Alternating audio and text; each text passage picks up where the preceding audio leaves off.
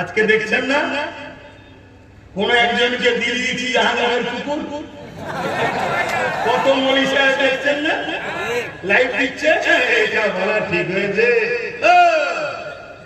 যখন আল্লাহ বলেছিল তুই মলি সাহেব ছিলি,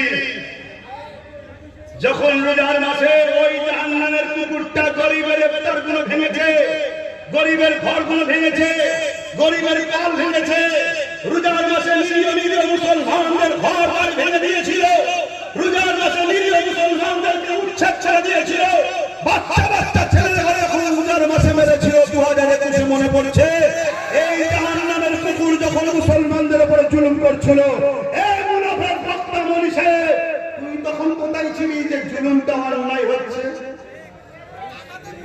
ও দালাল ভাড়া পাও না, দালাল মনি সাহেব তাই তো, ভাড়া পাও ভাড়া। তাহলে কড়া দোষ না দিলে দালাল গুলোকে চেনা যেত, এই জন্য একটু কড়া দিই, কিন্তু ভুল বলছি না। জাহান্নামের কুকুর বলা যাবে না। মাদ্রাসা রয়েছে এখানে, মৌলানা সাহেবরাও রয়েছে, তিরমিজি শরীফের হাদিস, ইবনে মাজাহ শরীফের হাদিস, মিসকাত শরীফও আছে।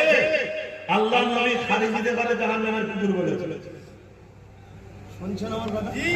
আল্লাহর নবী। তাহলে আমার বিরুদ্ধে যারা কলম ধরছে মূলত